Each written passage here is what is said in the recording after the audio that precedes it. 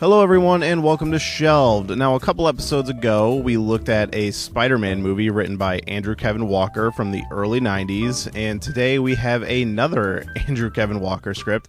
I have a feeling he's going to become an all-star appearance on Shelved because he's worked on a lot of scripts, he's done a lot of uncredited work, and just a lot of old superhero movies that never got made. And I know those are all I have scripts for all those, and those are all gonna come up on the show at some point. So I just hats off to this guy for giving us so much content.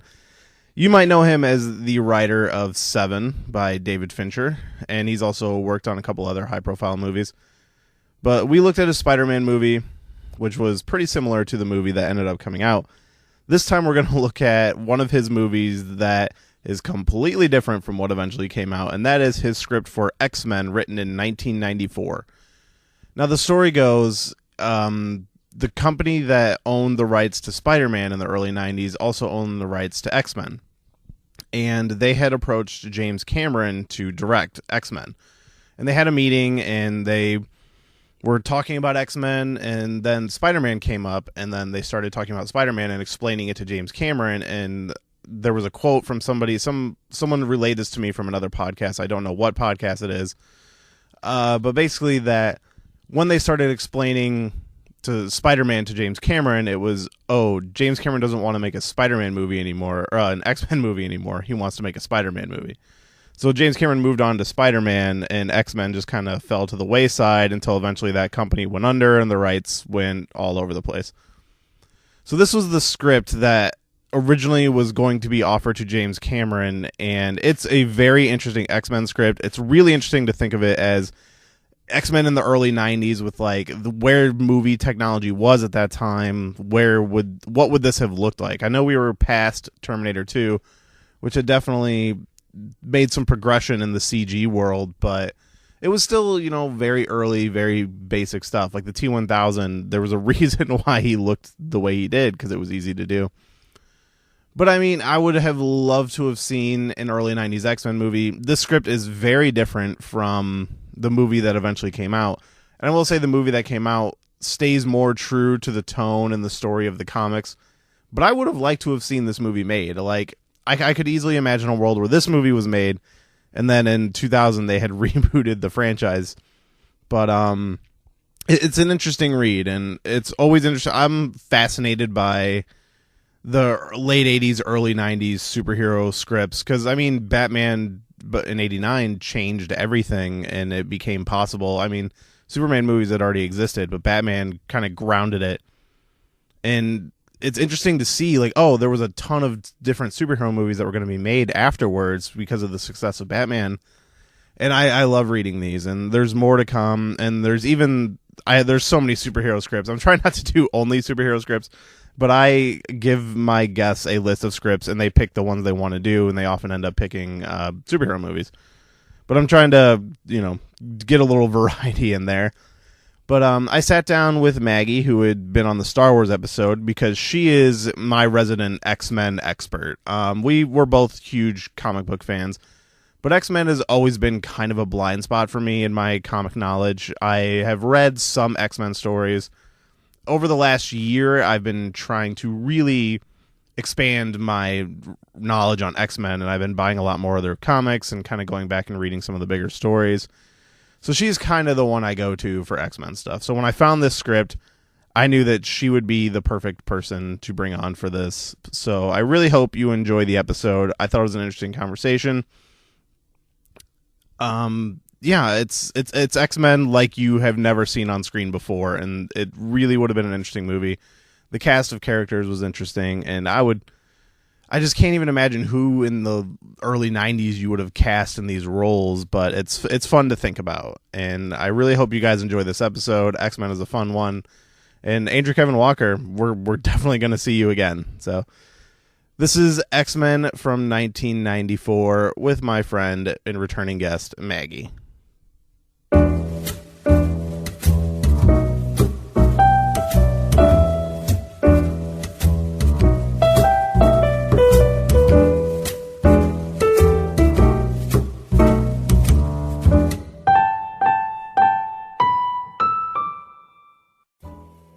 watching X-Men? To me, I don't remember when it was on, but I was a Spider-Man kid. And I think X-Men was on before Spider-Man, so I was like, oh, let's just get this show over with so I can watch Spider-Man. I had a really terrifying moment as a child where we had a really, really old TV that was really crackly and like had a knob. Yeah. But we kept it in the basement because it was the old shitty TV. And that's where I'd go down and sneak to watch cartoons in the morning, not wake my parents up. And it was an episode of X-Men with Phoenix. Yeah. And she like rose and she's like, I am Phoenix or something to that effect. And then the TV popped and turned off. And it was like 6 a.m. totally dark and watching X-Men. It was so freaky. I love those old TVs. I was just like, what the hell? Yeah, see, I caught episodes of the cartoon, but it just wasn't what I liked at the time. I didn't get into X-Men until the movies. That's when I like really got into them. Yeah, I would watch the cartoons here and there, and I that memory really sticks out to me, but I got into X-Men with the movies. Yeah, and even the first movie didn't... Because I look at the first movie as, like, it's kind of boring. Like, it's okay. As far as comic book movies at the time, it was very well made and stuff. But it was X2 that I'm like, all right, I'm in on X-Men. That's another very odd, vivid X-Men memory I have is seeing the trailer for X2. I didn't even see X-Men when I was out in theaters, I don't think. Just wasn't on my radar. VHS. And I saw the commercial for X2 coming out on DVD for some reason, and it really stuck out to me. So you didn't even see the second one in theaters? In theaters, no. No. See, I saw it in theaters, and I saw the first one, and I didn't see any trailers or anything for the second one, and my brother just like, oh, do you want to go see the new X-Men movie? And I just love going to the movies in general. I was like, yeah, sure. And it was like in the middle, like in the theater, I remember watching that Nightcrawler scene in the beginning, and I'm just like, I'm in on this movie.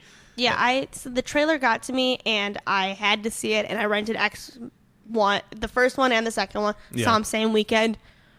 And then I went to the library and got every X-Men comic they carried. So I was in. I was 100%. Yeah. Because you're the person I go to about my X-Men stuff. Because I've read very little X-Men. I've seen all the movies, except I haven't seen the second Wolverine movie. It's good. I still hold up that Really? that one's good. Yes. I've heard it's better. I hated the first one. Like, there's parts of it I like. I'll say I like the overall story, and I like parts of it. But there's some really bad CG in that movie. There's some real bad, like, cramming in of characters that just don't belong there. Yeah. And the way it fits in the timeline, which all of those movies are kind of crazy about the timeline. The first one, that was the one that had alternate endings. Yes. After the credit scene, and I saw it 3 times in the first week. To see all the different endings? That was something I didn't know. I was one of those people that watched the work print version of that movie. Like, here's the version without the special effects.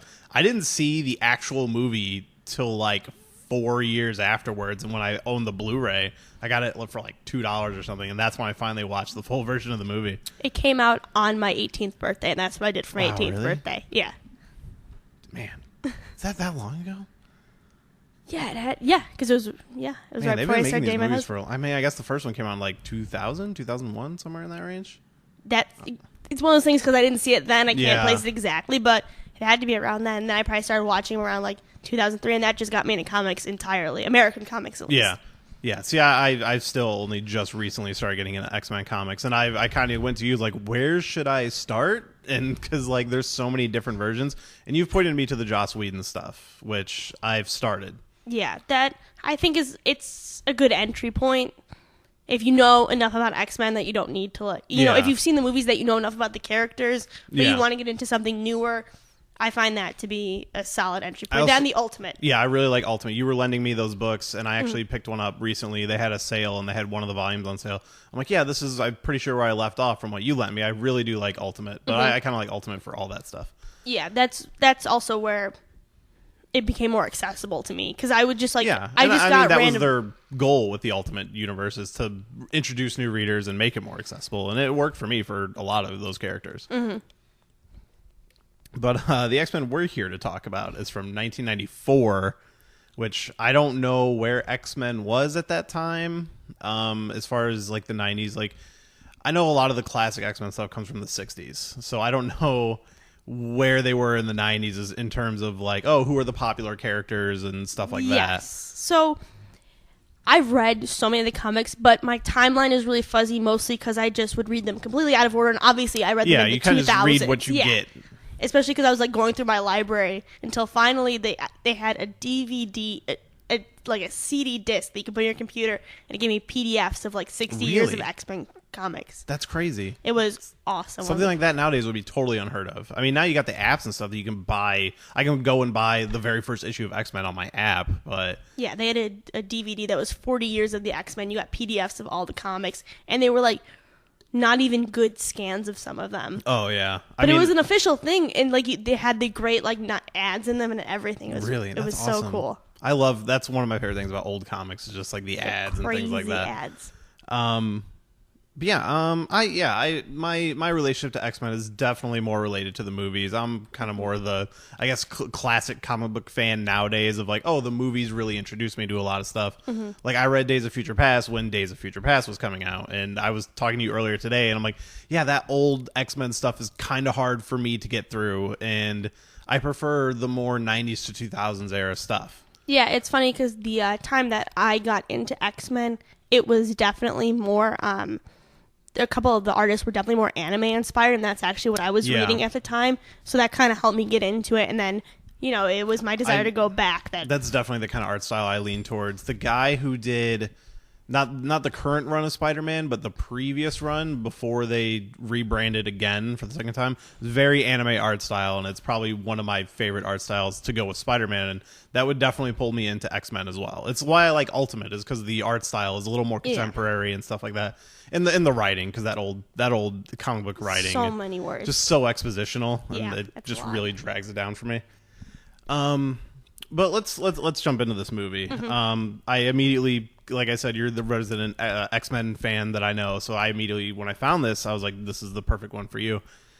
And how did you find it, like, overall? Like, it's a very basic X-Men story, I think. Yeah. It's the quintessential X-Men. You start with the 5 X-Men, the 5 original X-Men plus Wolverine. Yeah. And then the cast of X-Men overall, not just X-Men, but the Brotherhood as well, I was actually kind of surprised by. Like, the fact that they included Juggernaut. I was surprised that they included Juggernaut and Blob in the Brotherhood. Yeah. Just because... They're kind of the same character. They fill a lot of the same purpose on a team, and they're also just big guys, and they both say the same thing, like, they can't be moved, they do the same... Yeah, and honestly, Juggernaut doesn't do much in the movie until the end. Like, I almost forgot he was there. I mean, the Brotherhood in general is kind of just in the shadows for a good point of the movie. Yeah, they're really introduced before you're introduced to the X-Men, which I thought was strange. Yeah, the first character we get introduced to is Logan, who's in a suit, which already is kind of... Everyone's in suits. Yeah. They keep saying, like, so-and-so in a suit, Toad in a suit. I'm like, what? Yeah, they really talk a lot about the wardrobe of the movie, but not, like, their costumes in particular. No, they say they're wearing in armor. Suits or body armor. Those are the two options. Suits or body armor. And I'm pretty sure we get Beast in, like, a suit, like, multiple times. And so we're first introduced to Logan in like kind of an opening action scene. They're in, I assume it's somewhere in Canada, I think they say. Mm-hmm. And he's working for Department H, which I asked you, did you find something about this? I can't believe I totally forgot. Department H is Alpha Flight. Okay, see, this is touching into knowledge that I do not have in X-Men. James Hudson, who he talks to, is his connection. So he's a character from the comics as well. Yes, he's Guardian, the guy with the big maple leaf. Oh, okay. Costume. Yeah, I know big him. Red and white. Yeah. So they're Alpha Flight. That's what Department H was. It was driving me crazy because I couldn't. Yeah, because I asked you, I was like, is this something from the comics? Because in any of the comics I've read, I've never heard of it before. Yeah, because that's kind of is Wolverine's origin story, that he is working for Alpha Flight, and because they seem to be in the script kind of implied to be like Canadian Secret Service, basically. Yeah. They're and then they turn into the Canadian superhero team. Not seen this movie at all, but yeah, there's some of that there. Yeah, but that's interesting then, because that's like a little world building, which you see in some comic book movies that weren't tied to like a big universe, because now we got the whole Marvel universe thing and now the DC universe thing. Excuse me. And it's like, it's world building you kind of get hints at in those older comic book movies, like Batman Forever, when they name drop Metropolis for like 2 seconds. Like, I like that kind of stuff. There was some of that I didn't like when we first meet Sabretooth. Or not maybe when we first meet him, but when he talks to Logan, he says, I can't even remember why you hate me. Yeah. And then he goes, oh yeah, I killed the love of your life. Never brought up again. Sabretooth is kind of a conflict for me overall in the script, because every line he has is really bad. It's real cheesy. Like, there's actually some really good dialogue in this script. I was really surprised as I was reading through, and a lot of the dialogue with like Xavier and Magneto, there's some good stuff in there. But most of the other characters, it's kind of what you would expect. Like Cyclops and Logan basically fill the same role that they do in the movies that we did get. And there's a scene in particular I want to talk about later that kind of drags down the movie for me involving them. But yeah, I mean, the Sabretooth just the entire time is spouting off really terrible bad guy lines and very stereotypical, like, ha ha ha, I'm beating you, like, from across the room type situations. Yeah, the dialogue was pretty good. There was a couple points where there were some, like, words, maybe because it was 90s, that kind of stuck out to me. And some stuff was a little heavy-handed. There's the, also early in the movie, there's a news reporter talking, because right now it's, again, a classic X-Men story. Yeah. They're registering mutants. Yes, like right off the bat. It's the first thing in the script, all mutants must register. Yeah. And they're blurring it out of a car. To me, there's always two mutant storylines that seem to be very popular in X-Men. It's either mutants are registering or there might be a cure. Yes. And I was not surprised at all to see the registering pop up immediately.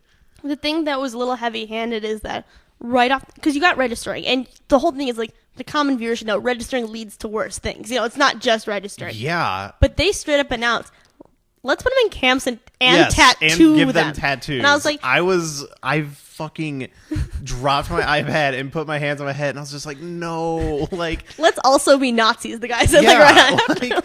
They literally just we should be Nazis. Yeah, it was. I'm like, fucking blew me away. I understand this is the 90s. Things were very different than people a lot more sensitive now. But holy shit, even just then, punch them in the nose with Nazis. Pretty much. Yeah, and this is a guy who. So in the first X-Men movie, the one that came out, we have this whole storyline with a politician who's very much against mutants, and then the Brotherhood basically kidnaps this dude and turns him into a mutant, and it's kind of woven into the main story of the movie. In this, we get kind of a similar character who's the guy that's saying that we should tattoo them and register them and put them in camps, and he's just kind of in and out. And I feel like they definitely could have leaned more on that stuff in this script. There's a lot of talk about registering in the first few pages, and then that stuff just kind of goes to the wayside a little bit. Yeah, it's a motivation for the Brotherhood. Yeah. But we don't get enough interaction between humans and mutants. Almost none. The military mutants we get some of. Yeah, a little bit. But yeah, no human mutant interaction. And like you said at the beginning, it's a lot of introducing the Brotherhood first. Like the first character, we get Logan first, and he has his little action scene, and then we get the Blob at a circus freak show, which to me, it's like we're in a world where everybody knows that mutants exist. Like, why would a freak show even be entertaining to people? And he's really just a fat guy. What he does in there is really kind of just be a fat guy too. He's everyone's shocked. He's 500 pounds. Watch TLC reality TV shows now. Yeah, and so welcome to X-Men the reality show. Yeah. And yeah, we kind of just get a lot of recruitment from Magneto in the beginning. So we get Blob, we get Toad, like we said, Juggernaut, and then Sabretooth. Is that it for the Brotherhood? That's it, yeah. Yeah, and then our core X-Men team, we got Cyclops, we got Jean, we got Beast, we got Iceman, and then Logan, right? Oh, Angel. And Angel.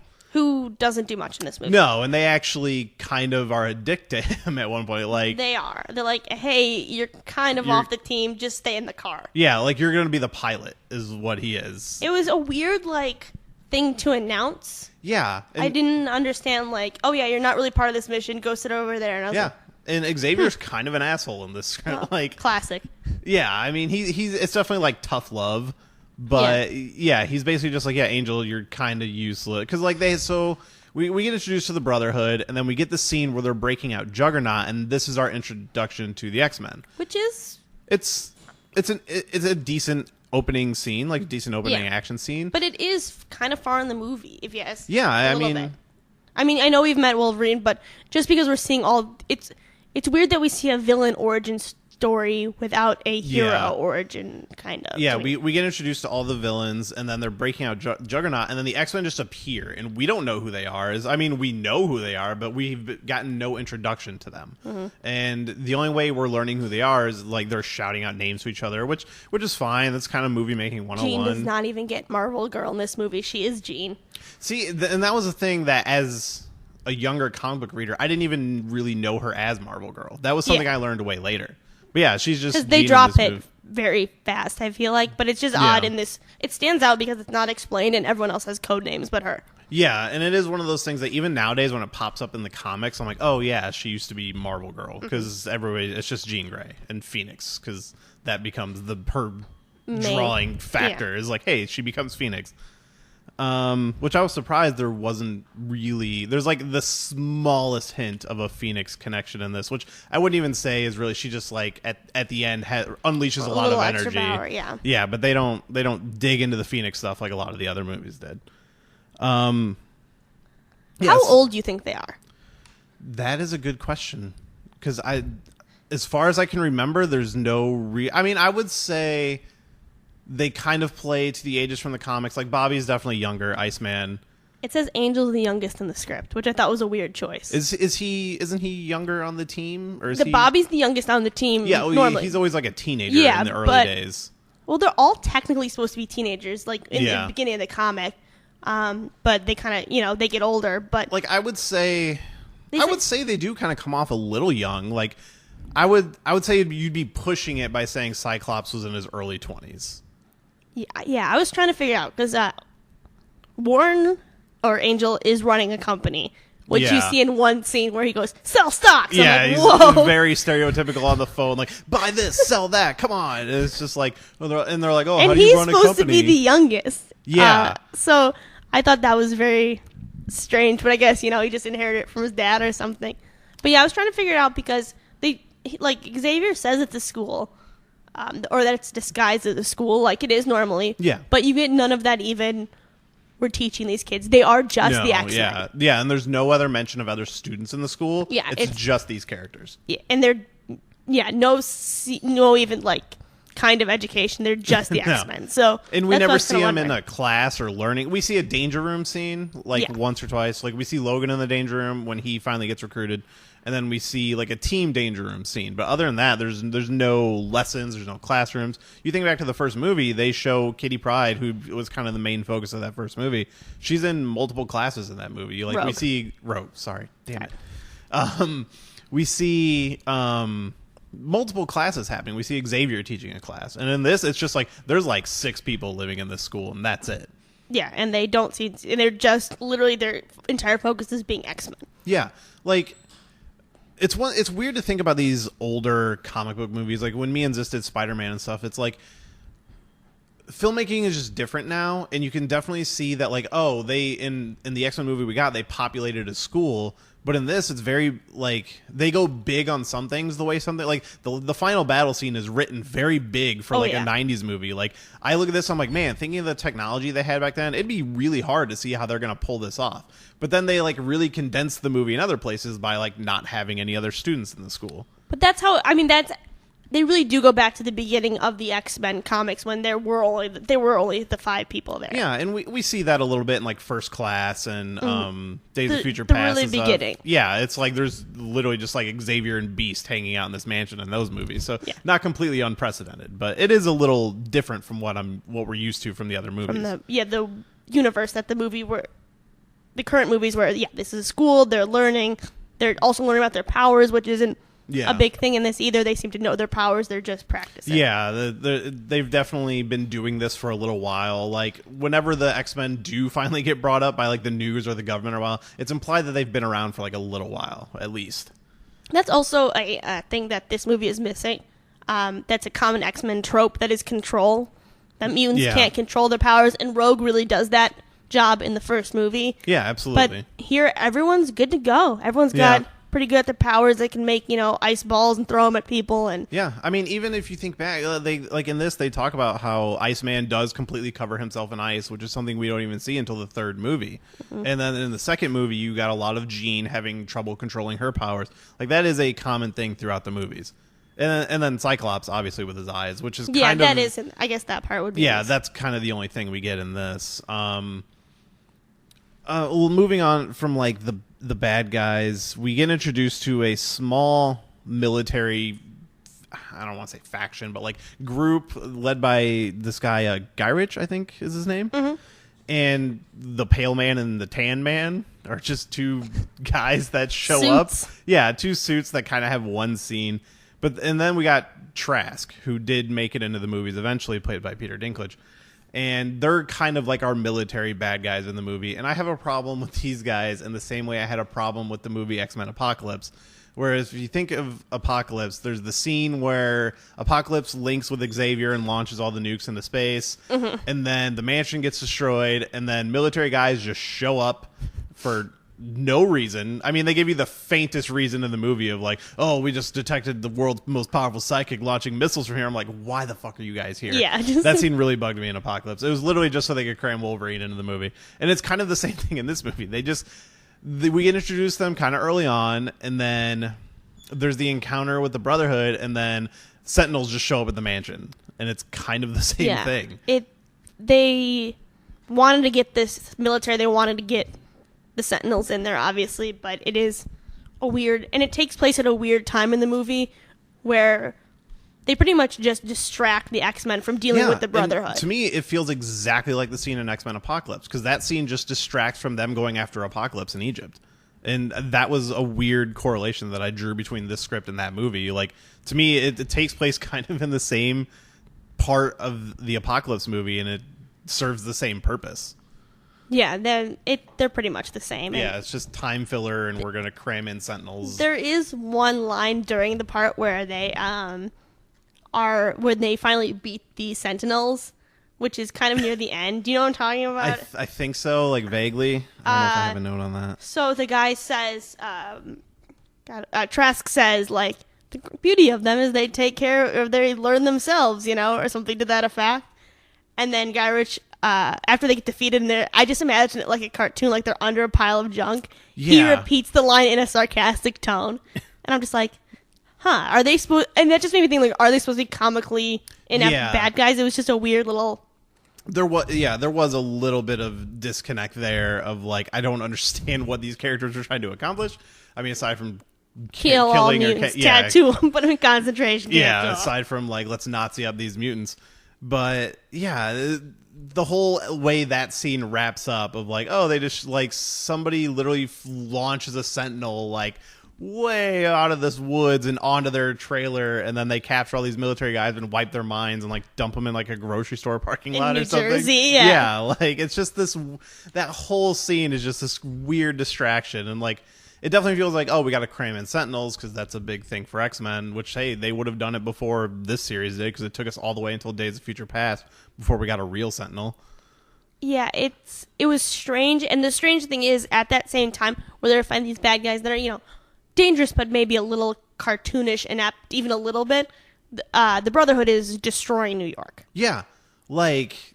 They talk about destroying bridges and blocking up tunnels, and they basically... I can't imagine how they could have done those effects in 1994. Yeah. But if they had done it, it would have been amazing. Because it sounds... I mean... Yeah, they really create a really interesting... I mean, we're jumping way ahead at this point. Yeah. But they really create a very interesting end battle, and, like, they completely, like, they're fighting in, like, a destroyed New York, and they've completely walled it off and claimed it for mutants, and that part was awesome. And there's a couple moments like this through the scene, like jumping back a little earlier, the first encounter. So Magneto tries to recruit Logan at Niagara Falls. Yes. And Sabretooth is there, and they actually have, like, kind of a cool fight scene. And they're wearing suits. Yeah, and of course, because everybody should be wearing suits or armor. And I actually really like that action scene. Like, the way they described it, the idea of them fighting at this restaurant at the Niagara Falls, and Magneto just kind of, like, everyone runs out, and Magneto just, like, stands up. He's, like, the one person at a table. It's a little cheesy, but, like... Yeah, he... It paints a picture that I'm into, and I actually really like that action scene. Yeah, Sabretooth says one of his cheesy lines when he throws an espresso machine. Cheesy. Yes. Something like, well, after dinner espresso, yeah, throws an espresso machine. Literally every line of dialogue for him is terrible. Yeah, he does not seem menacing at all. And they try to make Blob a little sympathetic, just because, like, he's a dum-dum. Yeah, he's just an idiot.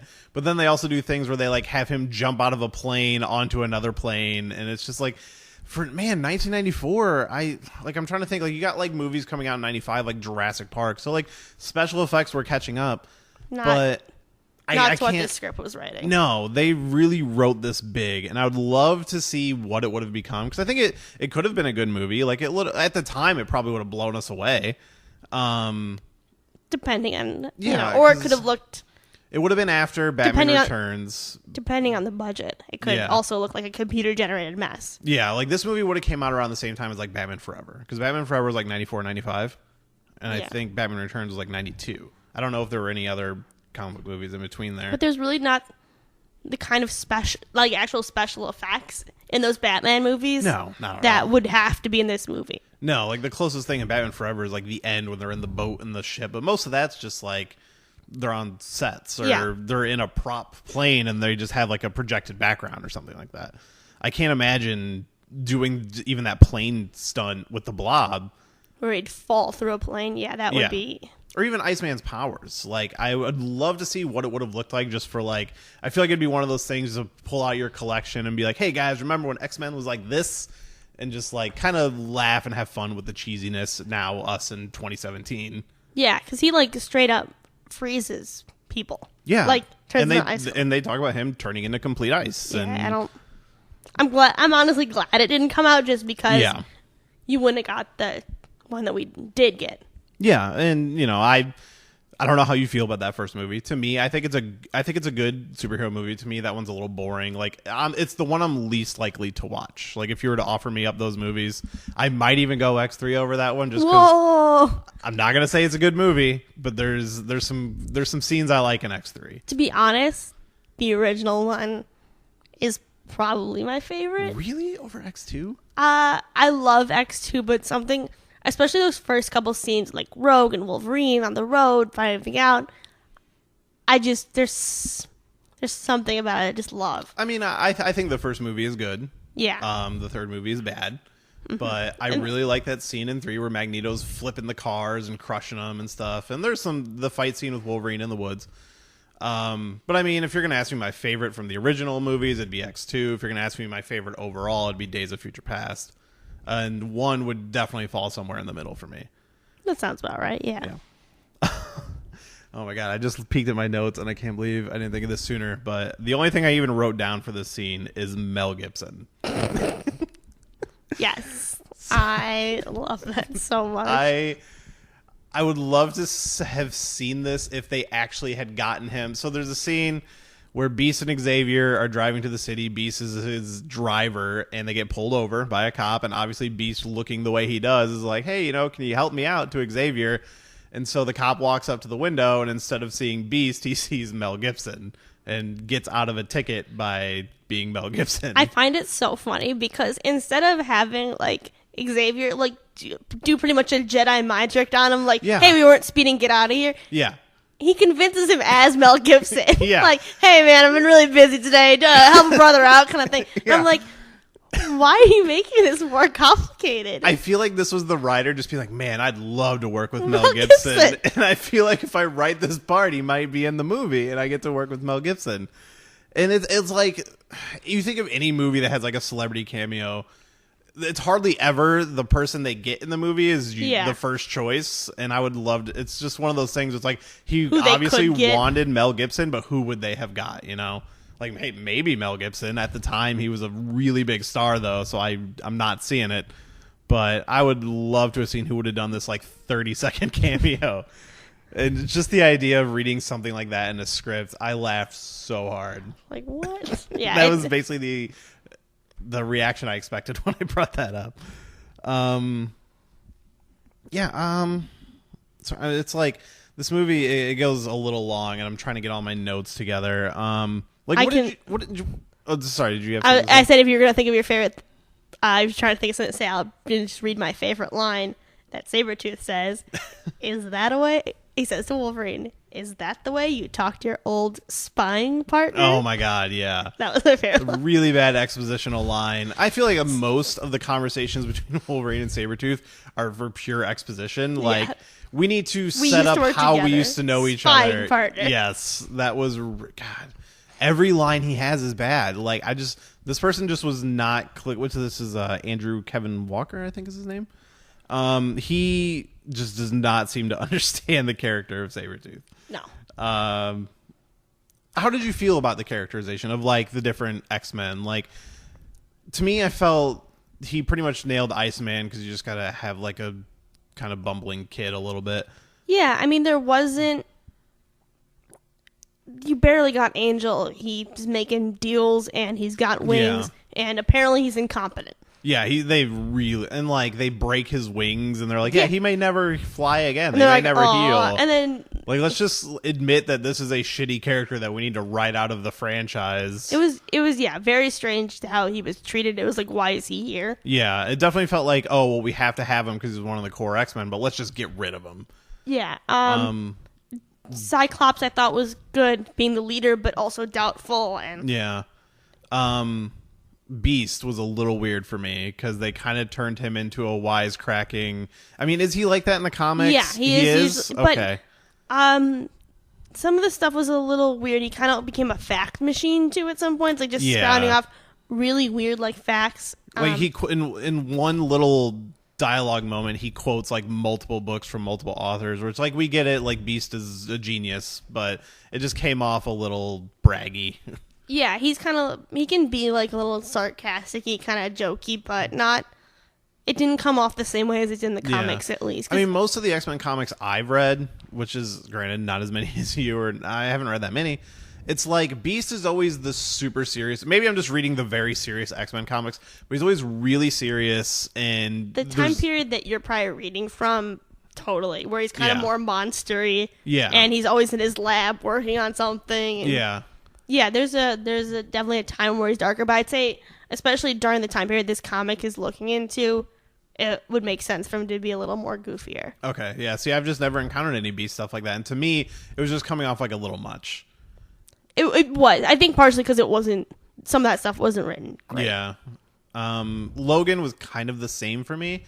He seemed a little more useless in this. He got knocked out really fast and a lot, and he healed quick, but he didn't have the kind of stamina that you'd expect Logan to have. It's like he got shot, hit in the head, and he's just down and out. Yeah. Versus, I will say this: if you think back to X2, there's the scene where they go to Bobby's house and the police show up and Wolverine gets shot in the head and he's down for a little while. Mm-hmm. And then you watch like X3 and Days of Future Past and he's just getting tore up by machine guns or cut up by stuff and he's just brushing it all off. Yeah, like, so I will say, even in the movie franchise, they kind of stretch that a little bit and change it around, but he got knocked out like 4 times in the script. Yeah, in the script he's almost like completely inept. And just his characterization, like, him being in a suit. I'm like, I don't ever want to hear about Wolverine in a suit. My Wolverine wears a leather jacket or some yellow spandex. But no, suit and body armor. Yeah, like... At one point when he's riding his Harley, he's got, like, a flannel shirt. Yeah. I mean, I don't know. I feel like the movies that we got kind of... I don't want to say they nailed it, because Wolverine's definitely way more gruff and... like he's a fucking outdoorsman in the comics and stuff. And in the movies, I think as they went on, Hugh Jackman got more into that. Like by the time they hit Days of Future Past, I think he's nailed it. But in those early movies, he's a little too cleaned up, and he's obviously not as like huge as he got for the rest of the movies. Yeah. But I just feel like it was one of those things, like as he went on, he filled the role more and more. I would agree with that. He's more grizzled, like, yeah. But in this movie, he's a little inept. He's, I would say, more sentimental. Absolutely. But we never really understand why he's sentimental. I mean, it's just about the lost memories, which is the lost memories take 2 routes, which I find very strange. He has fractions of memories, which include a field and the very classic X-Men, like Weapon X scene where he's got the tubes underwater. Yeah, like we get a straight up Weapon X moment in this movie. Yeah. Which we didn't get until Apocalypse, and the current franchise. Yeah, it was great. But and then also a box of photos. Yeah, where did these photos come from? That's the thing. He was in the woods naked and hunting animals. Like yes. he says that and everything. Like he was a monster. And then this Department H took him in. And so are we to believe that Department H gave him this box of photos? Yes. So yes. That's one thing. So he has this box of photos, and he's like, they're basically like locations and like people and stuff. None of them are him. No. And he's trying to find out who he is by trying to find these locations and these people in these photos, and then he bends the corners of each one that he's checked out, and none of them are leading to anything. And then we learn later in this really weird scene where Xavier and Jean go into his head, and we get Wolverine fighting Memory Wolverine that makes a whole lot of no sense. Ooh, Memory Wolverine guy also sounded crazy looking. He started like... Yeah. Spikes came out of his body. And he basically becomes like Doomsday from... It was very strange. But yeah. Well, we find out that the memories are fake. That yes. he's had his memory wiped a bunch of times, which checks out. And that they gave him this box, I guess, to like... And Department hey, H... you might have these memories. I guess to keep him under control? Well, I think so, because Department H, they showed him... Because he has his memory, he thinks of a field of flowers, and he's trying to like find that field of goddamn flowers. He wants to find it so bad. The field of flowers comes up multiple times. Finds out it's just a TV, pretty much. Yeah, it was like a TV. So like Xavier and Jean are in his head, and for some reason they can see his memories in a 3D space, and they can see that it's just a projector, and that we see people from Department H are kind of the ones who are like feeding him these memories. So I'm guessing to also work on that, they gave him just a box of photos. Yeah, and I guess like, hey, this will keep you guessing. Yeah. Like, what the fuck? Try to figure this out, motherfucker. Like, what a bunch of assholes. Yeah, it was a real dick move. But I do like the box of photos leads us to a really good character moment, I think, where Jean... It's kind of a weird setup, but I like the payoff, where she goes through the security footage and gets like a picture of all of them together and basically like takes a screenshot of it and prints it out and puts it in his box. And that whole roundabout way she gets to it is kind of like, all right, whatever. Yeah, I thought that I was trying to figure out what she was doing. Yeah, I'm like, what are you searching for, lady? It kind of just comes out of nowhere. But I do like the payoff of that scene where later she goes and looks in his box and all the other photos are gone and he only kept the photo of the X-Men. It's a little cheesy, a little daytime TV, but... It's a nice character moment. It shows that he is growing as a character and that he is accepted that these X-Men are now his family. Another I thought was very strange, but was another Wolverine character growing moment, was when Professor X tells him he's out of the X-Men. Yeah, that was really weird. So Xavier kind of does this. He does two weird moments like this. And this is going to lead into the scene that I was talking about that kind of bogs down the movie a little bit in the middle. We got all this shit going on. Like, the Brotherhood is kind of in the shadows. These military guys are in the shadows. And they decide to vote for who the new leader's going to be in this really long, boring scene of everybody voting. And they have to, like, go off and, like, think about it for a little bit. It's like, oh, we're going to reconvene and we're all going to vote again. And we go through the votes, and obviously Wolverine votes for himself. And they go through the votes and you find out, oh, 2 people voted for Wolverine. And that leads us to another character building moment where we find out that Cyclops, which is the person who was voting, like they were voting for Wolverine or Cyclops to be the new leader, Cyclops also voted for Wolverine. Like he's lost faith in himself. I thought the scene was dumb. I thought it was interesting to see Scott's doubt a little bit. I do too. I agree. And to me, it's the same thing with like the photo in the box. Like, the path there is awkward, but the payoff is a good moment. Yeah, because you see that Scott's kind of belief in himself was due to Professor X's belief, and he feels like his belief wavering, and it just a little bit of doubt. And again, Xavier's kind of an asshole to him, where he's like, you know, somebody suggests voting for a leader, and instead of Xavier squashing that shit, he's just like, no, let's vote for a leader. Wolverine suggested, the new guy. Yeah, the fucking guy who's been here for 5 minutes. And the best part is, no one obviously wanted him to be the leader, because no one voted for him, except for Cyclops and himself. And Wolverine's just like, oh, you can't win them all. Like, the whole scene doesn't go anywhere. Like, it gives us the moment. It gives us the Cyclops moment, which I like. Just like, and also a weird Jean Wolverine moment, too, though. Yeah. Where he's like, you won't just be voting for a leader. Like, if you vote for me, it's a vote for me to be your boyfriend. Yeah, he comes off a little rapey against Jean.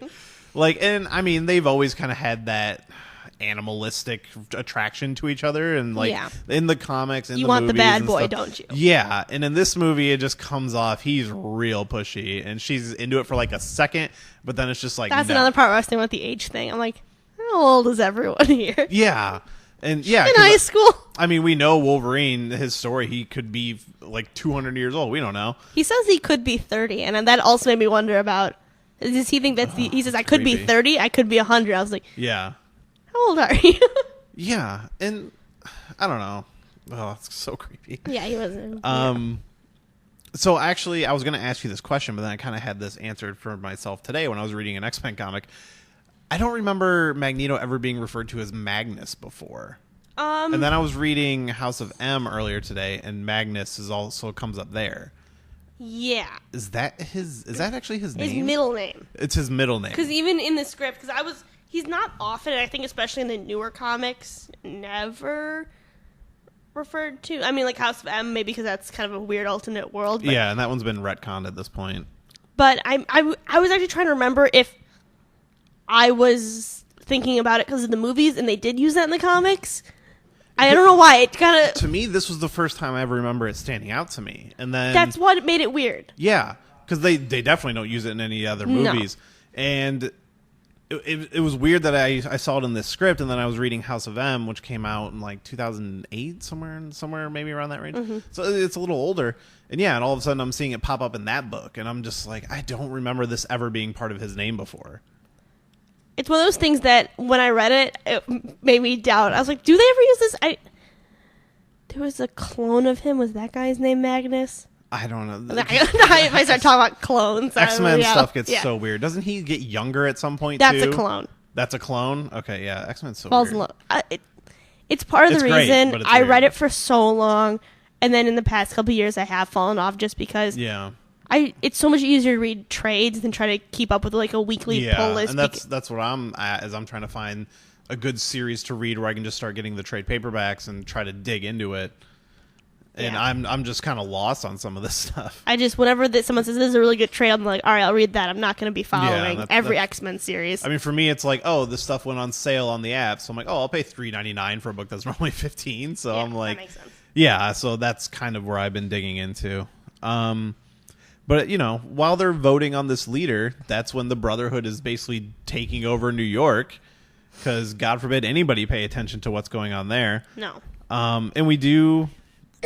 we get a name drop of Trump Tower, and a Trump helicopter. Yes, where Sabretooth steals a helicopter. We got Sabretooth stealing helicopters, Toad stealing fire trucks.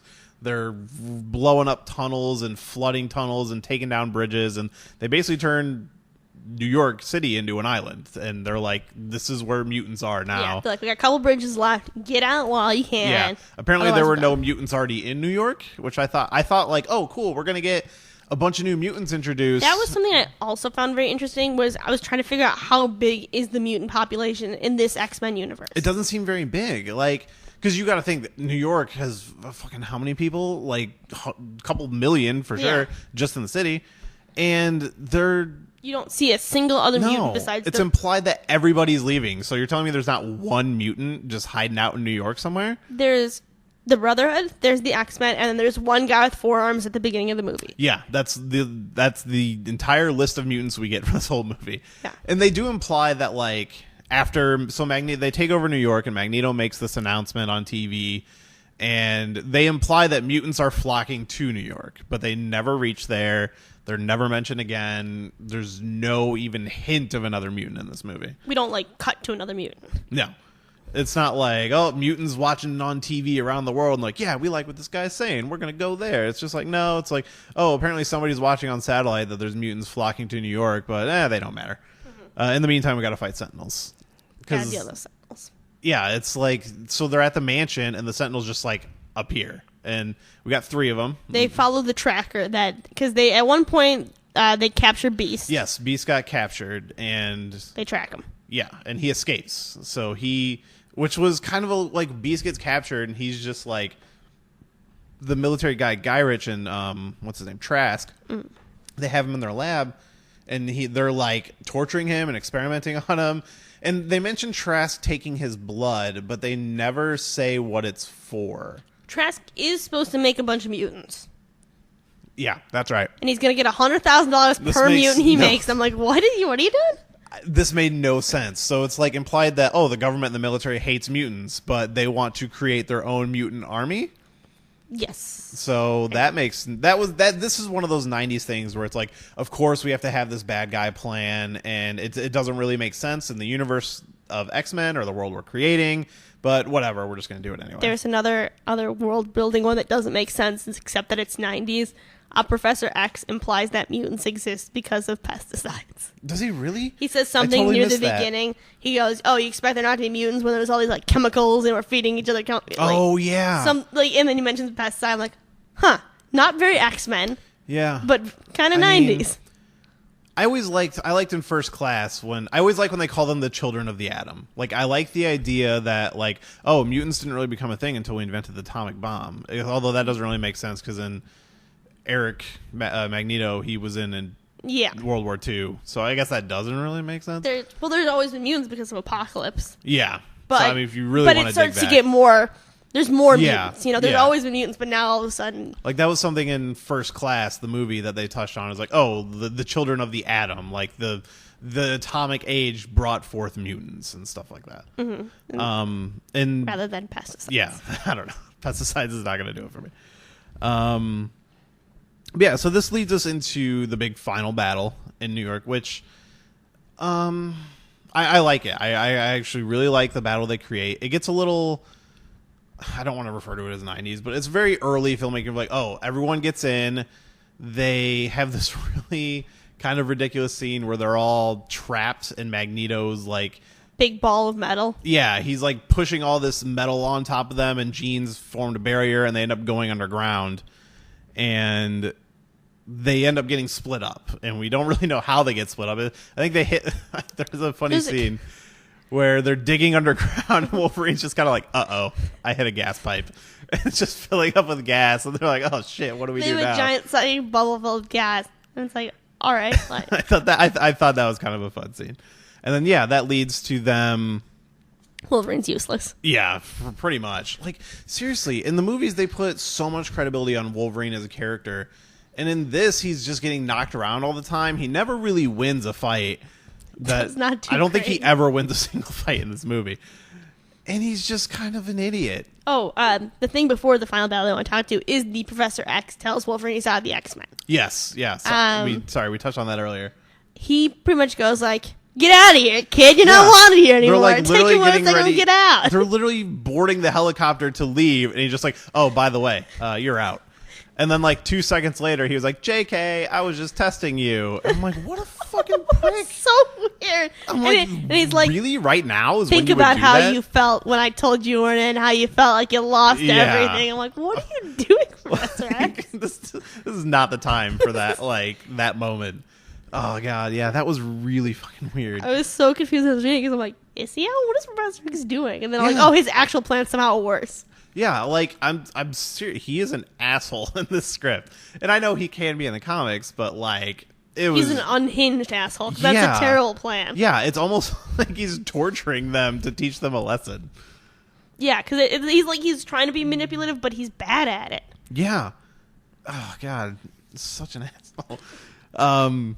Yeah, so that leads us to them in New York. Everybody's separated, and everybody's kind of got who they're going to fight. Wolverine is obviously fighting Sabretooth at the stock exchange, because what a better place to put two animals fighting each other. And if you think Sabretooth isn't going to ring that bell, he rings that bell. Oh, God. And they're just throwing TVs at each other, and Wolverine's just getting his ass kicked, and that fight kind of really goes nowhere. We get more of a fight, so I think it's Juggernaut is going after... Or no, Iceman is with Blob, and he ends up freezing him in a fountain, which I thought was kind of fun. And then Blob starts crying because he's like a baby. Juggernaut is with Cyclops? Yeah. But then Bobby comes in on that Bobby fight. comes up helping everyone out pretty much. Yeah, Bobby's kind of the hero of the movie. Yeah, like, right? Yeah, and he's like, why don't we just freeze all these guys? And Yeah. yeah. Like, because they end up freezing Juggernaut, and Scott shoots his helmet off, basically, and he just, like, gets knocked My out. helmet. Yeah, I'm done.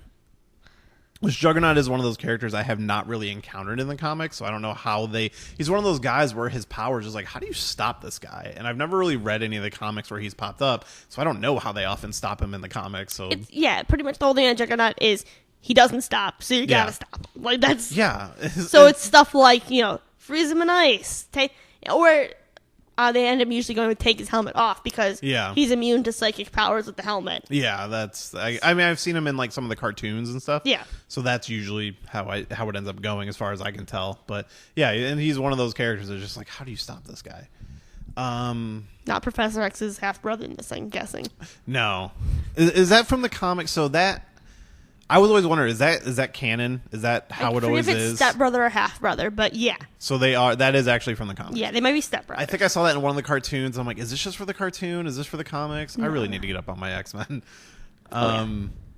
So Toad, he's squared off with Jean and Beast, I believe. Yeah, he's trying to spit on Beast, and Beast is not having it. Yeah. Oh, Beast was also fighting Juggernaut at one point. Yeah, they do start to switch a little bit, you know. And everybody kind of comes to when together. they get the advantage. Yeah. And Magneto's just kind of sitting this out, and then he kind of shows up at the end, and then this was weird. He gets Scott, and he like is holding him, and he takes off his glasses, and apparently Scott just can't close his eyes. And this one, no, because they say even when he finally gets his eyes closed, there's still beams coming out. Yeah. So apparently he struggles to close his eyes, which sounds inconvenient. Yeah, because I mean, in the other movies, it's just like, hey, he just keeps his eyes closed and it's fine. But yeah, in this, it's just wildly shooting, and I'm just like, why doesn't he just close his eyes the whole time? Instead of kill his team. Yeah, and I don't know. I thought that could have been handled a little better. And we do get kind of a scene where it's like, to defeat Magneto, it's kind of like everybody kind of uses their powers at once. Like, Wolverine ends up letting Sabretooth go. Like, he doesn't end up finishing that, does he? No, Sabretooth jumps into a river, I feel like. Yeah, and they do this thing where, so Wolverine and Sabretooth get split up. Sabretooth is running away. Wolverine does the scene where he looks at the X-Men, looks at Sabretooth, and then he goes after Sabretooth. And then Sabretooth jumps in the river or on a boat or something, and then they do the same thing. He stops, he looks towards Sabretooth, looks back again. I'm like, do we really have to do this twice? Apparently we do, because he changes his mind. Yeah, and then he changes his mind and goes back. And then, yeah, he sneaks up on Magneto, and then they all kind of combine their powers or whatever, and that's kind of the end of it. Then Wolverine says, "You're under arrest." Yes.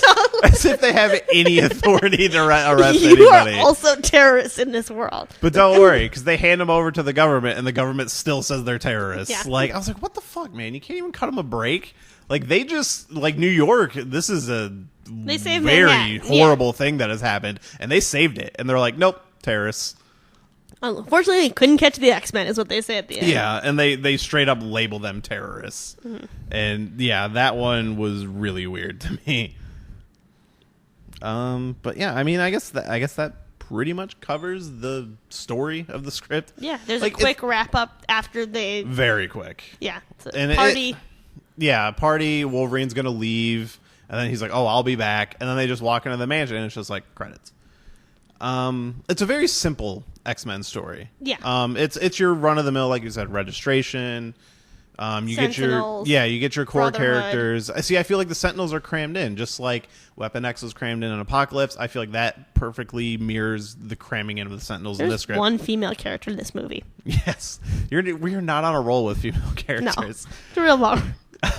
Especially because there's so many great female X-Men, and they use and even one in the original X-Men movie, you had Jean and Rogue.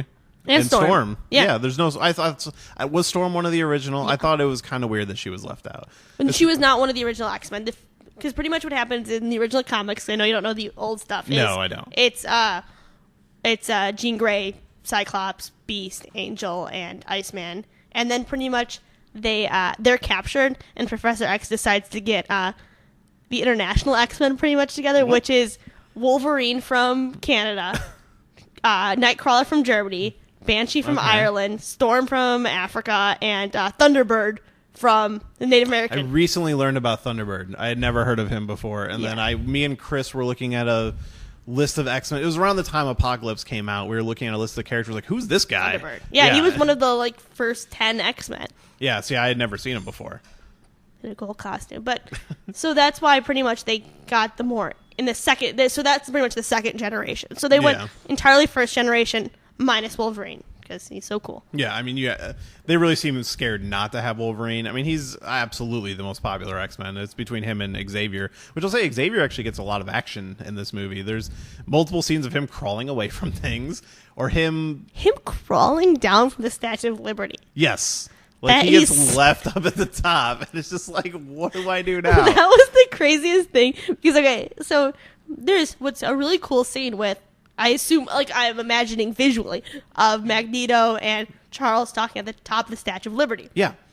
And then Magneto leaves and leaves him there. He's there lying on the ground with the foldable wheelchair that he then puts down a trapdoor and starts sadly crawling down. Yeah. Like it's like the saddest moment. Like, oh, like this guy really? It's just so weird because, like, I guess I'll have to get down. Let's show it. Yeah, and as far as Magneto and Xavier, that was one thing I thought the current movies do really well is their relationship. Like, oh yeah, Chernobyl. Yeah, I forgot about Chernobyl. We'll get to that. There's the scene. Again, this is one of the scenes I will defend in X3. After Xavier's killed in X3, and they're in the woods, and Pyro's like, I would have done it years ago if you would have let me. And Magneto stops and is like, Charles Xavier did more for mutants than anyone will ever realize, and my only regret is that he won't live to see this day. Like, that is one of the most perfect moments of their relationship out of that whole franchise. Yeah. And that I will always defend X3 just for that line. Because that's one of the only things you can defend in that movie. Yeah. But I feel like their relationship is handled really well in the franchise we got. In this movie, it's implied that they're friends, and there's like one really good conversation moment, but overall you just don't get that feeling. No, they did work together. Apparently they were aid workers together, and they decided to be aid workers. Like, we're our own aid working team. Yeah, their background story is real rough. Yeah, they were volunteering in Israel, and then Chernobyl happened. And Magneto was the cause. Yeah, so Magneto caused Chernobyl, and that's why he's evil. I mean, that's one thing to me is one of the most important things you need in an X-Men movie. And you think back to the first movie, like one of the opening scenes is Xavier watching the Senate meeting or whatever, the politician guy talking. And then he goes out and sees Eric, and they kind of share a moment. And I really like all that stuff in all the movies. Great. And even when they bring in the new cast with McAvoy and Fassbender, they nail that stuff. And that is just so absent in this script. Yeah, they really don't, especially they don't get a final confrontation. No. And yeah, Xavier, he's not there at the final battle, which he's not usually in the other movies anyway, because he is kind of, hey, I'll be back at Command Center and blah, blah, blah. And it's always implied that, like, oh, Magneto's helmet is very important because if that comes off, Xavier can stop him. And his helmet comes off multiple times in this movie, and it's never an issue. Yeah, it's never even mentioned that no, there's no... Neither helmets that are in this movie, it's implied that, like, stop anything. They're just decorative helmets. I mean, they really dropped the ball on that stuff. But I mean, like, if this was the X-Men movie we got at the time, I think it would have been okay. Like, I could have lived with this movie. It's not perfect, but it definitely could have been a first building block to something more. Yeah, I just wonder if it would have been, because I do think that the X-Men movie that we did get was a stronger script. Oh, absolutely. And definitely was in a better time period. Yeah. I don't even think the first one especially had any of these, like, big things. I'm trying to remember the big set pieces of, like... Of this script or that movie? The one that ended up coming out. Oh, well, the fight on top of the Statue of Liberty. Yeah, but it wasn't as big as what we saw in this. This is more akin to the third movie. And that's kind of why the first movie, to me, it gets a little boring, because there is no big moments. There's a few good action scenes, but overall, that movie just kind of glides through the paces. Mm-hmm. And it sets up the characters, and we have some really good character moments and stuff, but there's no real memorable action scenes from that first movie. The second movie totally stepped it up. Yeah, a lot more action in that. Yeah. And... yeah, I mean, the first movie is definitely better story-wise and character-wise. And there are some good character moments in this. And like we said, there's some good dialogue. Like, we do get a few good team-building moments with, like, the Danger Room stuff. But the movies that we did get are a lot more true to the comics, and they do a better job overall, I would say. I agree. But I do think if this movie came out in the mid-90s, I would have been okay with it. Yeah. Like, I don't know when the cartoon was running. It probably would have been around the same time. I believe it would have been around the same time. I could never tell with those cartoons when they were reruns and when the show could have been over for years and I still would have been watching it. Yeah, because I want to say it was on at the same time as the Spider-Man animated series, and that was like 95. I think the Spider-Man one was animated better, wasn't it? See, I didn't watch the X-Men one that much. That show holds up, I will say. Like, it's definitely for kids, but you can watch it now and still enjoy it. I just remember Sinister having a million teeth in the X-Men cartoon. Yeah. See, yeah, and I just didn't watch the X-Men cartoon. And I think it was on Netflix for a little while, and I was going to try to watch it. I don't know if it still is. I don't know if the original one was. Maybe it was. I think they did for a little while. Because I think I put it on my queue, and then I loved X-Men Evolution. Me too. So I got in during the movies, and X-Men Evolution came out. Right during that time. I would love for that show. It was canceled way too soon. Because it only ran, I think, like 3 seasons. Speaking of, the introduction of X-23. Was it? It came from that cartoon? From that cartoon. Which X-23 is a character recently, especially with Logan coming out, which is the day that this podcast comes out is when Logan is out. I really want to learn more about X-23. I kind of know just the basic stuff. You should read the NYX comics. NYX? Yeah. Okay, I'm going to look into that. And especially if you like anime, like art, check those out. I'll be into that. So NYX, I'll make a note of that. Yeah, is there anything else you want to cover about this movie? I think that was probably everything. Yeah, I mean, it would have been interesting. I can say that. The movies we got are 100% better, but I mean, it's coming at a much later time where the technology had caught up to the story of that they would have to tell. Yeah. But yeah, thanks for sitting with me. Talk some X-Men. I'm searching so hard for an earlier X-Men script, and if I get it, I'm going to have to bring you back. I'm going to dig deep for that one. Because there was one written before this, and as far as I can tell, is the earliest X-Men movie. So I want to get my hands on that. Cool. But in the meantime, thanks for sitting with me. And as always, anybody at home, you can follow the show on Twitter at Shelved Podcast, and you can email the show at shelvedfilmpodcast@gmail.com. And that's also our Tumblr. So you can go to shelvedfilmpodcast.tumblr.com to see what the next script is going to be, and so you can read along and be ready for the next episode. But Maggie, thanks for joining me.